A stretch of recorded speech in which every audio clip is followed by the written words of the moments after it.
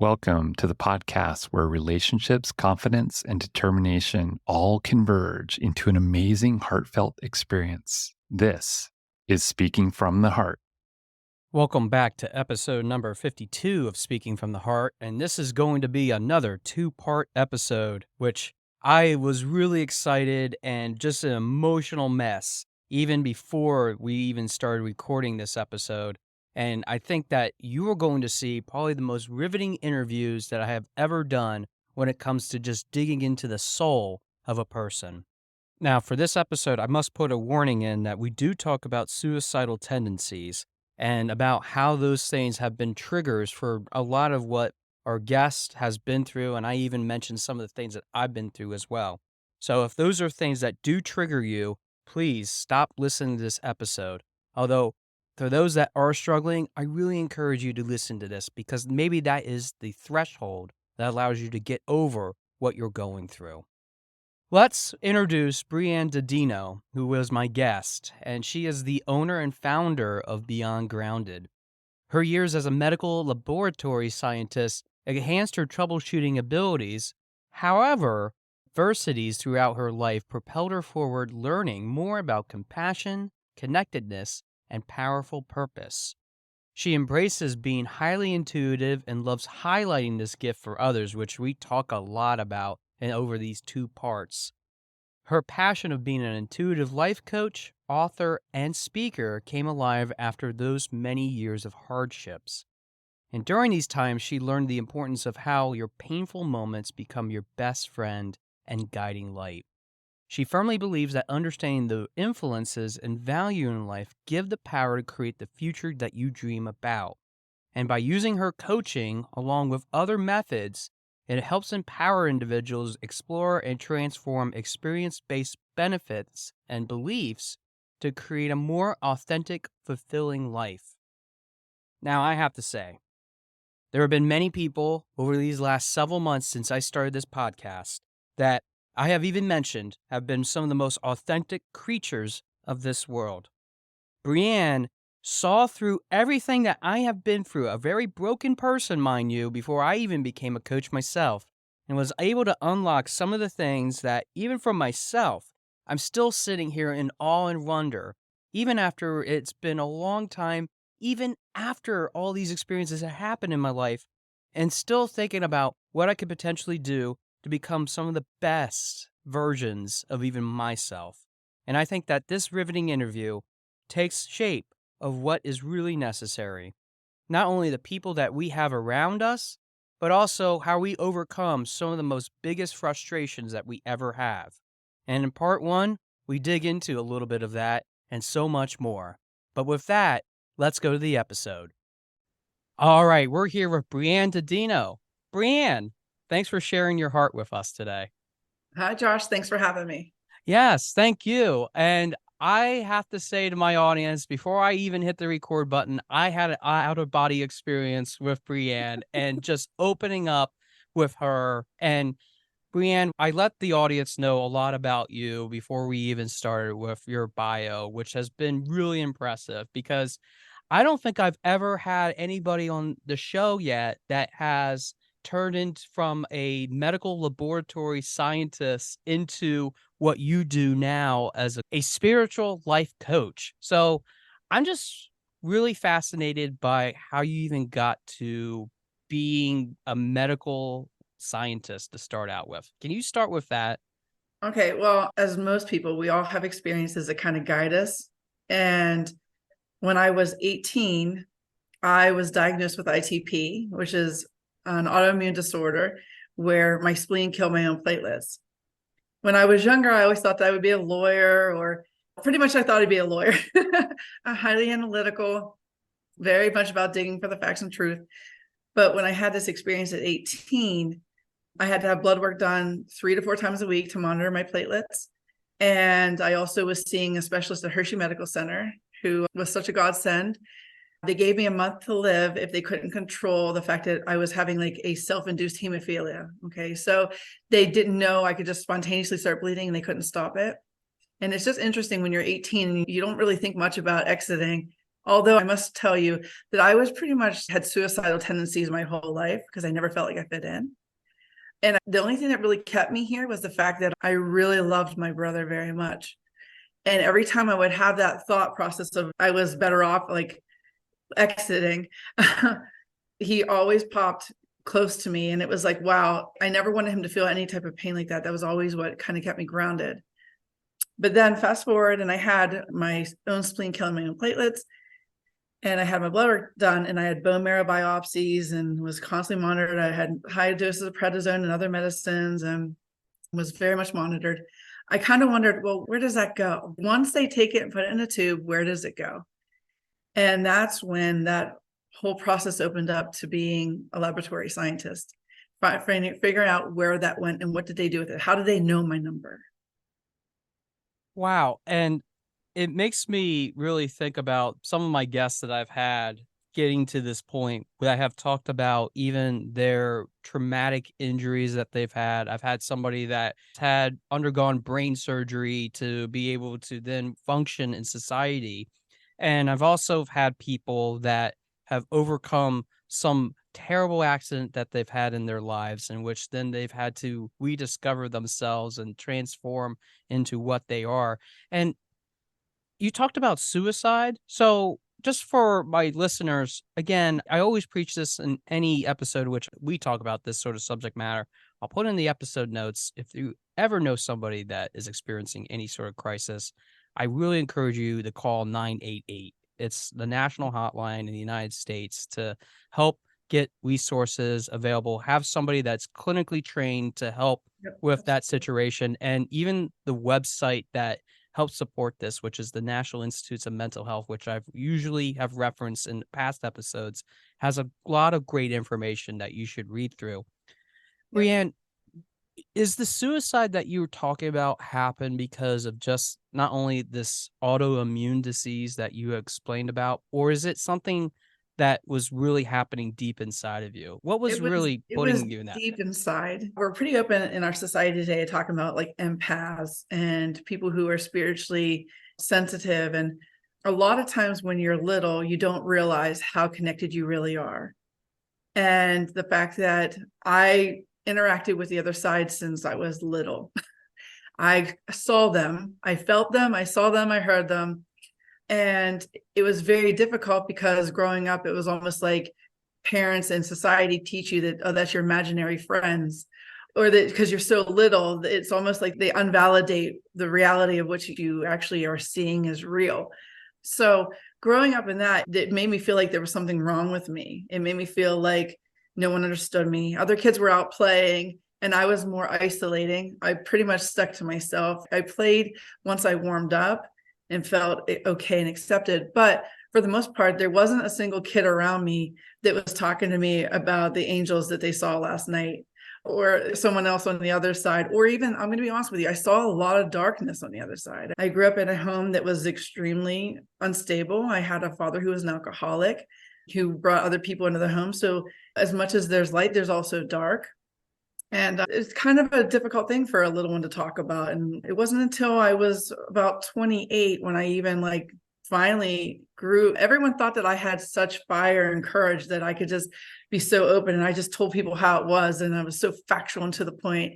But honestly, if I truly was, I wasn't living 100% authentic during that time. I was at that age, I probably was living only about 65% authentic because of the fact that I wasn't willing to discuss and talk about and feel like I was being judged or crazy for talking about the fact that I've always talked to the other side. And a lot of that sensitivity is really what made me feel like I didn't belong here.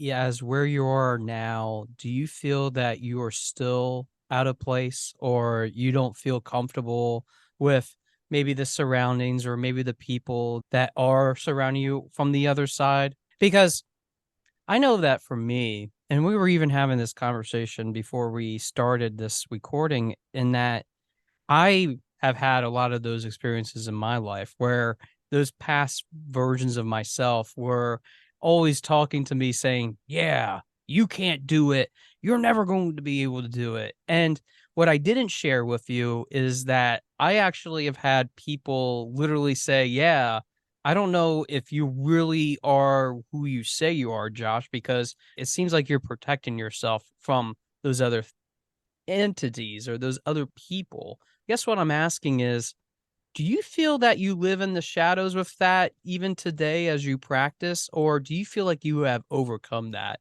And the person that I'm seeing today is truly free from all that pain or that persecution. I feel like every step that we take forward in speaking our truth gives us a much more loving perspective of ourselves. Okay, it gives us a much more loving perspective of ourselves. I feel 1,000,000% more comfortable discussing and letting the world know that, yes, I do. I used to get really uptight about people wanting to label me as like a medium or a psychic. And yet we all are. Like, if you even remotely believe that you might, then you have to understand that energy talks to energy and tangible talks to avatar tangible. I'm 1,000,000%. However, due to my nature, I also have like a perfectionist nature, which is a self-preserved kind of not good enough inside ourselves. However, this is where I found the sweet spot with that, is that I've learned that my perfectionist is actually there to protect me. And it was there so that I could survive things when I was little that I could not understand. But now that I'm older in a different setting, I don't need it to the intensity that it has always been. So now, I feel like I'm getting to that point, like I'm writing my book now. And I actually have a working journal that I'm getting ready to publish soon. The inner critic starts kicking in, the perfectionist starts kicking in of how not good of a writer I am, or do I even sound clearly? Is this sound wishy-washy? What's going on? But I have to stop and I have to take a deep breath, and I have to acknowledge the fact that that inner critic, that perfectionist, served me well by keeping me safe and loving me. But then I understand and let her know that I need her to join me in this, that we're not being hurt, that we're not living that life. And I love her for stepping up for me. And that has made such a huge difference, where we become more of an ally as opposed to it being such a protecting mechanism in me. If that makes sense. It does, because I have felt even in my own life, and I have worked with even people through my own business where I feel like they are their own worst critic. So Yeah. it's almost as if they're pitting themselves against each other. And what you're saying to me, if I would paraphrase, and you can correct me if I'm wrong, but I feel that it's not about pinning one side against the other. It's about finding that forgiveness, which one of my guests recently had talked about when she was going through 2 divorces about, yeah, I could hate that other person, but necessarily I'm not hating that. I want to forgive them, because if I hate them, I'm giving them power. So now if we're able to join forces is what I'm hearing, we're able to do so much more. Am I understanding that right? Right. And even just to kind of a spin on that take, we all have our demons where we can judge ourselves about bad decisions. Right. This is my wheelhouse. This is where I love to sit, okay, in the abyss with people, is that we can easily sit and judge ourselves and get nowhere. But what I love and what I have done with my life is I've been able to sit in that dark space, and I've been able to find out why that was important. If I did not understand what it feels like to be suicidal and want to leave, then I also wouldn't know what it was like to really appreciate and be present and love life, and see how valuable it is to be present. If I wouldn't have made bad decisions, being so guarded, I was extremely guarded that I literally would hurt people with facts to keep them away, thinking I was protecting me from getting hurt, when I actually, and the whole time I was hurting myself by keeping myself away from everyone. But yet, had I not done that, I wouldn't value what closeness and love feels like. I wouldn't value what it feels like to allow someone to love and accept me and receive that. There's such power behind our challenging moments in our relationships and the things that we do. It's all so intertwined and connected into our understanding, so that we understand what compassion feels like. We understand what love feels like. We understand what genuineness feels like. We understand where someone who is just down and out, and you could just go in that space and you just know where they're at because you've been there. You see it, you feel it.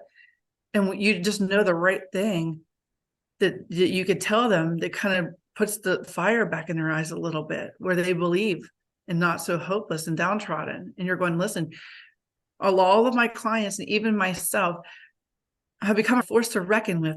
because of the fact of the time that you take to sit in that dark space and actually fall in love with it, because without that, you would not be you. I feel like that is something that a friend of mine, even one of my guests on episode number 6, talked about, which is just about being human centered. And he shared a story of one of his clients, since he operates a gym, coming up to him and he can sense that something was wrong. So it was sort of the energies and getting used to those energies being around us, which this ties into a question that I had because I feel like you have surrounded yourself with that team. And I love the term that you use on your website, if you don't mind me stealing it, is you call it your universal team. So you talk Mhm. about God or the source, angels, guides, and loved ones.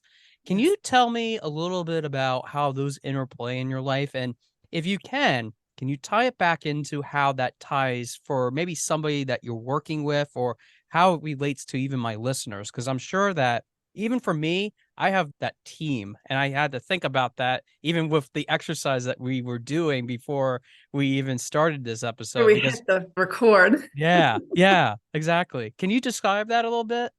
Yeah, I think pretty much the way that I describe it is the fact that even when we feel absolutely alone, you have an entourage, you have your universal team that your body can't physically see, but your body can actually physically feel. Okay. It's very much an energy thing.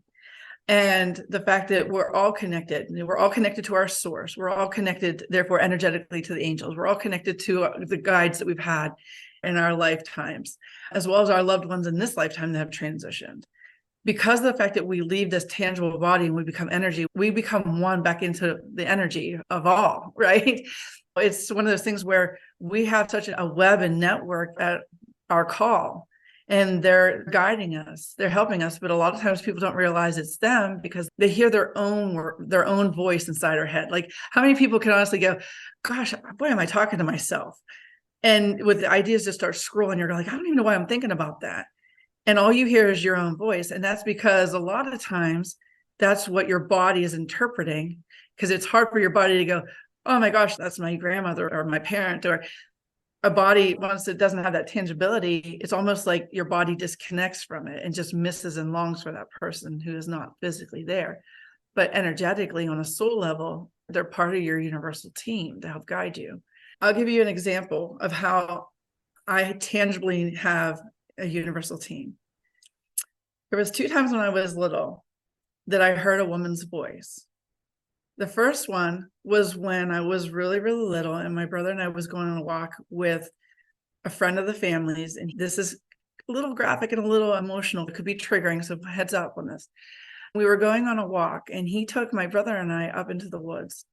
And he decided that he was going to like expose himself, and he would want that of me and my brother. And I kept hearing a woman's voice in my ear going, get him to play hide and seek. And when you're little and you're thinking, oh my gosh, you feel like you're so far from home, even though it was in the trailer court. But I'm thinking, play hide and seek, he's going to cheat. When you're little, you start thinking all these little things. And I kept hearing her going, honey, honey, honey, get him to play hide and seek. And luckily, nothing intense happened, thank goodness. But being a little one and being exposed to that, it is intense. I'm not taking away from that experience of myself or anyone else who has experienced anything of that nature, of being intimately compromised in situations. So I got him to play hide and seek, and I grabbed my brother's hand and I said, run. And we ran clear back to our trailer to our mom. And the rest of the story, obviously played out. But that was one instance where I heard a very distinct woman's voice telling me what to do, and I did it, and we stayed safe. Another one was when I was about 7, I was in a car accident, and the driver hit a telephone pole, and I wasn't buckled in. I was in the front seat, and I almost went through the windshield. And Wow. when I was flying towards the windshield, I heard the woman's voice say, baby, you're going to hit 3 times. Just hang in there. I hit once and I went back, and she goes, okay, one more. And I hit the second. She goes, last one, I promise, hang in there, baby. And I hit the 3rd time. And she said, trust me, you're going to be okay. And so when you're little like that, and I distinctively had, like I said, I can recount it like it's yesterday, and I can hear her voice even today. but she was definitely part of my universal team. I never really asked her if she was connected to me physically in this lifetime. It really hasn't been a significant question for me to ask her. All that's important to me was she was there when I needed her, and she kept me safe. Wow. First off, I feel like I've been saying wow a lot for my audience, especially with some of these testimonies. And these are authentic because I had to take a step back and process all this. For those that have never done a podcast, I have to take a step back and kind of think about, well, what did the guest say? What can I say in response to that? And I I say wow because of holy moly. First off, there's essentially sexual abuse that you've been through with your brother, with that figure essentially in your life that you're thinking that they're going to take care of you. They essentially took advantage of that privilege. And then with you being in an accident and hearing this voice saying, don't worry, it's only going to hit 3 times and it's going to be okay afterwards. For some people, I've heard of these incredible stories of just going through something like that, finding this inherent strength, especially if you're a mother or father, you know your kid's trapped in it. You find this sense of superhuman strength and being able to pull them out of a wreckage. I've heard of stories just like yours of, don't worry, everything's going to be okay, kind of almost divine intervention, although you take the divine out of it because it's some sort of intervention, no matter what it is, whatever you want to call it. You could call it whatever it is. It makes me feel like, my gosh, how can you sit here and tell me this and be so open about it, Brianne? Because I would be devastated. I mean, yeah, some people can't carry through with life after having all these things and going through what you've gone through. Where do you find this energy is really my question, because I'm just mesmerized by the fact that you're sitting here, you're very transparent about it. And I don't think that I have heard of people that have been willing to really tackle those things. So where does this energy come from? I feel like I already know the answer. You're going to tell me that it's somebody else, right? Well, no, it's me. Ah, This is what I love about working with my clients. And this is how I really stepped in from being a scientist into my passion and my purpose of being this intuitive life coach. Is I've had people go, how is it? Why are you remaining so calm? I had a brain tumor in April of 2021 and had brain surgery. What really set it off is I kept hearing, and then this finally was when I finally listened. One of my good friends who I got close with really fast and furious, and we knew each other this much time in comparison to other people who knew me even longer. But she was like, why am I the one crying and you're hugging me when you had brain surgery? Do you not feel this? Why are you the one not crying? And I said to her, honey, this isn't my first rodeo. And then I had to think, and I'm like, well, how the heck am I doing this? Because it's a pretty valid question. But what we really forget and really don't take credit for is all the answers are within inside ourselves. And if you are willing to actually sit in that space and allow yourself to feel and understand that your feelings are what bring you to the present time, even when it's reflecting on your past, it brings it to the present time, to the table for you to acknowledge and go through. I had to do a lot of work. It wasn't like a flash in the pan, an overnight thing of everything's all right. It caused a tremendous amount of distrust. Hence the fact that, like I said, I literally would verbally, factually hurt people to keep them far away from me because I didn't trust anyone. wait, wait. You're telling me that you have purposely pushed people away because of just what those experiences have been. Is that Yes, what you're telling me? yes. All the things in my Where lifetime. where have I you been all my life? Because I literally yeah. put up a barricade of concrete, brick, titanium. I always would say I was pretty much untouchable. My brother used to get really, really upset. He goes, why don't you let people see the sweet heart that you have? Why? And I literally would just phase out and look at him and go, why? All that matters is you. The rest of them can go fuck themselves. Like I literally had that mindset. Wow. Honest to goodness, I literally had that mindset. And then I used to be called a bitch a lot. And it was because I literally did not want anyone near me because I was terrified of being hurt. I was terrified of being judged, hurt. And when people would say, oh, you're such a bitch, and I go, you're welcome. And I'd walk away. So this is not like just an overnight success. This was a lot of the Universal team playing chess with me, where they would go, you need to stop asking our source, stop asking God to send meteors and start over. I said, yeah, but I said, I'm not taking myself out of the equation. Take me out too. I'm not going, everyone but me. I'm like, why are you judging me like that? And the Universal team, they never let me down. We always end up kind of fighting and laughing about it. But they're like, no, you're not built for that. I'm thinking, oh, really? Well, fact is, we do get caught up a lot in what our reality is, and our reality is our experience. And what I've learned is that my experiences can change like this. And my reality and what I thought I knew can change like this. Okay. With the snap of a finger, I can experience something that completely blows what I thought was reality all of my life out of the water. But I'm grateful. I'm grateful for the people. I'm grateful for the souls in their avatar bodies that took the heat from me, that planted the seed of coming and touch me and not cautiously touching me, hoping I didn't throw a spine at them. I'm grateful for when I was engaged when I was younger for 6 years. And I knew it just wasn't 100%. But when I cried for probably 3 hard days because I didn't understand. And I was tired of always feeling like I was failing in relationships. I was just always tired of attracting the wrong people. But one of my coworkers, she ended up, when I told her, she noticed that my ring wasn't on my hand and she got all emotional. She wrapped her arms around me. And I was honestly at that time in my life very untouchable. But I had been around her enough that she was so sweet and sensitive that she had really wore down the fact that I wasn't really forthcoming emotionally, where I would cry and be vulnerable. But I knew that there wasn't a malice cell in her body. But as soon as she saw that I wasn't engaged anymore, and I told her, I said, we broke up, she started crying and wrapped her arms around me and was squeezing me. I felt so uncomfortable. I felt like a cat in a basin of water. I thought I was freaking out. I was like, I thought my skin was burning. I had all kinds of things that if somebody ever tried to lovingly touch me, that it just was just bad. But I'm grateful that she had the courage to do that to me, knowing how much of a beast I could have been then. She was a huge impact for later on in my life of healing. Was your husband, Joe, which I also read on your website, somebody there to help you out to kind of get you to that other side too? Because I always find it weird at unique times, which, like you coming in, and I had nothing about you, mind you. And we had this open as if we've been talking for 20, 30 years about our lives, and you were able to read that energy.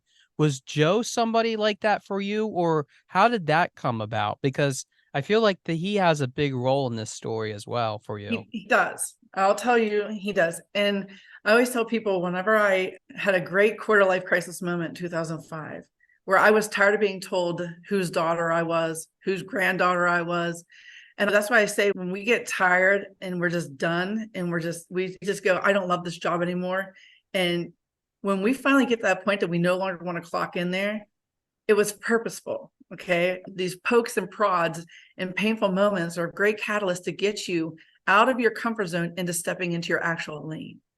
And that's pretty much what happened, where I just was feeling there was something more to life and I didn't know what it was. And I was least likely to ever leave my neighborhood. I wasn't even one to go to the grocery store by myself because I didn't like stranger danger. Everything was stranger danger and suspect to me. So I just happened to be at work one night and I was working third shift. And when I walked past our bulletin board, there was a piece of paper with a red number and a business name on it. And that was all that was on there. And I just was drawn to it like a bug to a light. And I wrote it down because I was all like, I don't need people knowing that I'm looking at what the heck this is. I don't even know what it is. I took it home, I sleep in, and I dialed the number.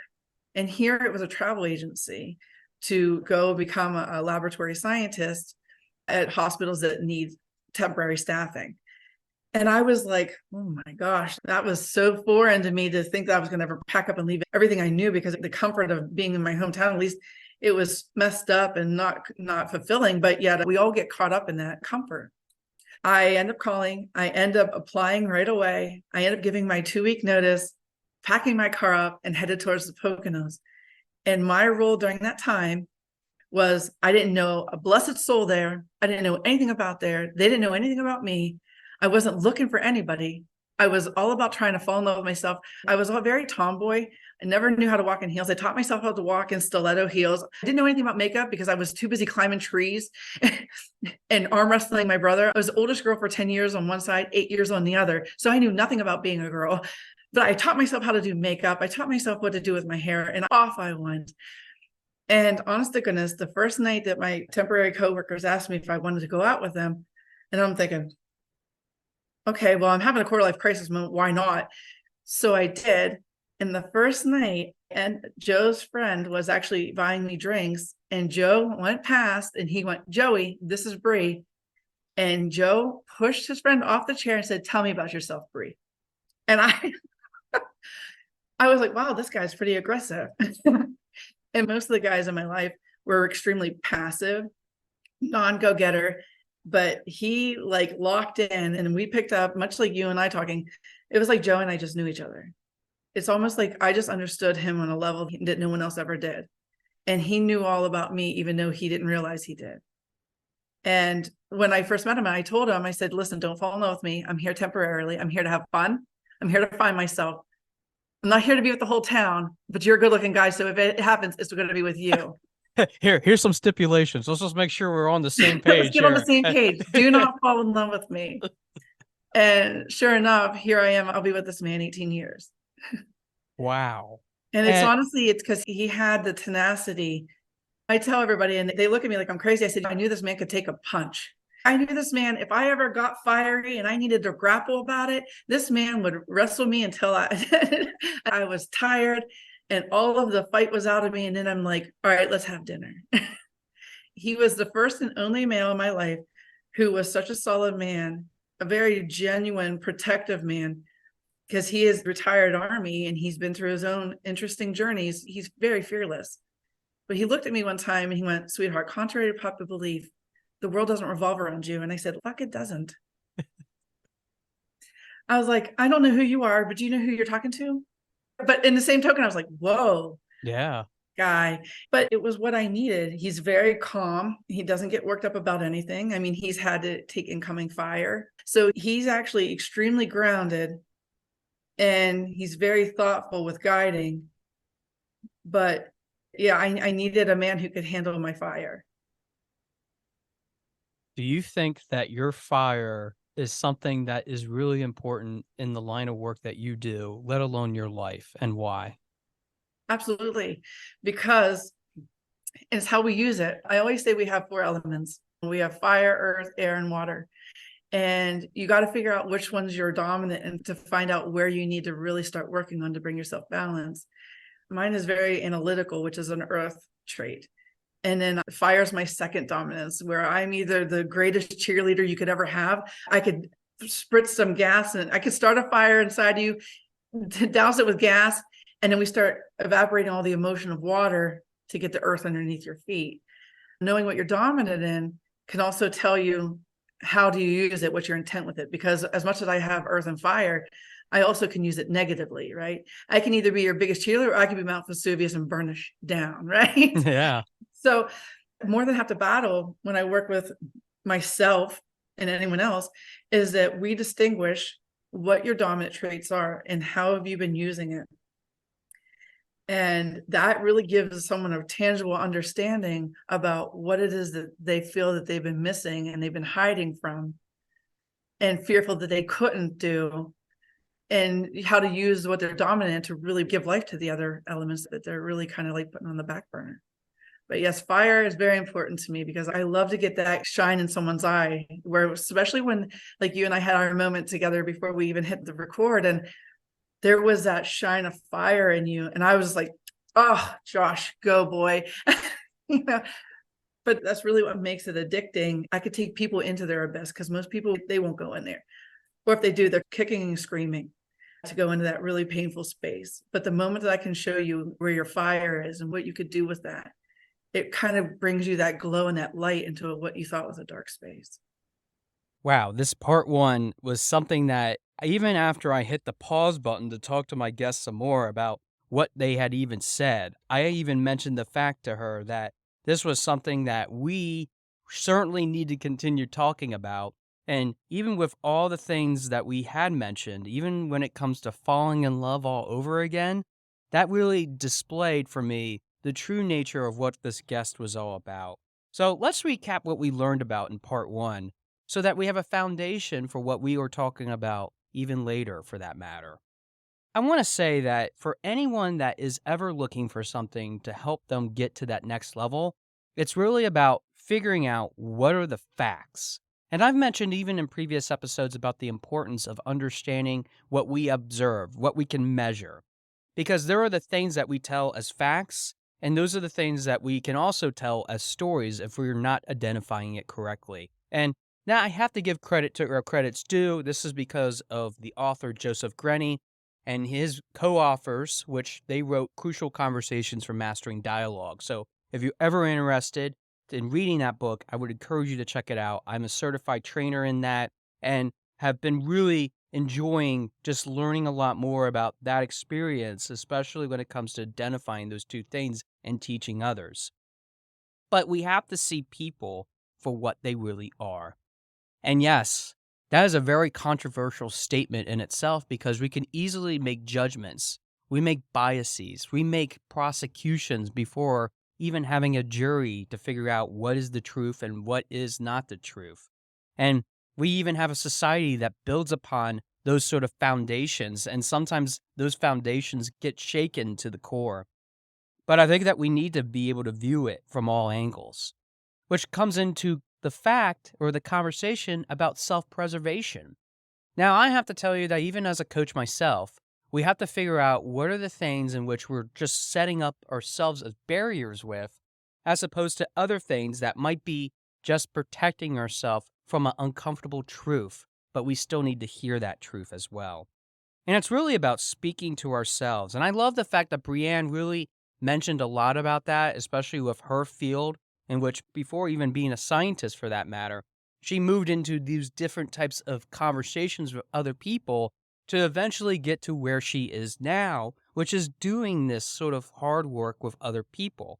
But there was also a trial and error in her life in which she was trying to figure that out, not only with the people that she was with, but who she ultimately got the support from, her husband, Joe, which I have to immensely thank Joe for being somebody that encourages Brianne through the different types of things that are happening. But we have to sit in that damn space sometimes of what is really needed to be worked through. And I say that damn space because sometimes we have to struggle through it. It's so difficult to outpace and outweigh those different things that are happening in our life that might be setting us onto the other side that might not make us feel so good about ourselves either. I think that we need to see it from all angles. And that means, simply put, that we are not just looking at it by ourselves. We need to have that retrospection from somebody else. We need to have that conversation with someone else so that we're able to find the signs, that maybe the signs that we have been looking at are not necessarily the true signs of where we need to go. In other words, those are the false signs that are creating some of the things that are happening in our lives. The people that we find oftentimes are those false signs. They might not have the best intentions in mind. And I have worked with people that have thought for so long that those people that they were helping were not really helping them either. And those are the people that sometimes we need to take a step back and ask, what is the relationship that I'm truly having? Am I really getting confidence from that relationship? Is it making me determined to keep doing my very best? And that's when we start to erect those barriers. Those barriers can be very powerful. Those can be barriers in which we are setting ourselves up to never be able to cross. And I know for myself, as your podcast host, I've done several of those barriers, which even to me, sitting here and listening to Brianne talk about those during part one, made me really think about what I have to do to continue breaking down those big barriers that I had set up even when I was a kid. Because you see, it isn't just about what people do and what people have been able to do in my life to get me outside of them to look at what I have created, but it's also been facing the hard truth when the truth isn't necessarily clear cut. I love the fact that she talked about the four elements: fire, earth, wind, and water. No, this isn't a Captain Planet episode. For all my Gen Xers and millennials that are older, we probably watched that wonderful cartoon series growing up. And yes, it had a lot of suggestions about taking care of the environment, making sure that we are good stewards of the resources that we have on this earth. But don't you think that Captain Planet actually had some of the bigger aspects in mind when it came to the different things that he was influencing the children on? No, he wasn't brainwashing, as I've read so many different types of articles about that growing up, even as an adult, about how that cartoon series really probably defined a generation of environmentalists. I'm not saying that the environment isn't important either, don't get me wrong. But I think that for Brienne, using those four elements essentially creates some of the definitions of humanity and how we interact with this world. She mentioned to me even afterwards that the concept of Earth is analytical, and she identified that in me too when it comes to processing different types of situations. And I think that's where we need to be respectful of the fact that those four elements in itself can have a domineering factor, and they should be rated as important because those create some of the basic tenets of who we are inside. Now, I'm not going to be like Brienne, and I've even mentioned in even a previous interview episode in which I talked about the fact that we all bring your unique perspectives, particularly when it comes to even coaching for that matter, even public speaking. But we need to get involved with what's needed to have ourselves step into the life that we really want to have. And having the friends, or even the husbands and wives for that matter, that create some of those things can drag us from those stories that we're telling ourselves and create some of the best stories that we ever thought possible.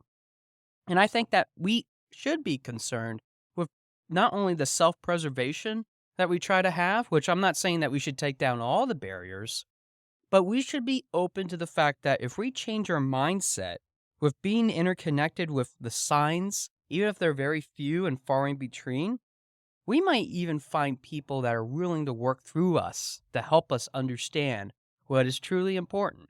And I think that is something worth considering, especially in this world that needs those different types of people. I think that as long as we are keeping ourselves open-minded to those vast possibilities, especially with the different types of elements that work in our favor, we can get people involved in order to help us and maybe, just maybe, erect those barriers that we've had for 20, 30, or even 40 years. Now, I have to say in part 2, this will be something that allows me to continue building upon not only we have talked about today, but also what we'll talk about tomorrow in our next episode, which covers part 2 of episode 52. But for now, thanks for listening to Speaking from the Heart, and I look forward to hearing from your heart very soon. Thanks for listening. For more information about our podcast and future shows, search for Speaking from the Heart to subscribe and be notified wherever you listen to your podcasts. Visit us at www.yourspeakingvoice.biz for more information about potential services that can help you create the best version of yourself. See you next time.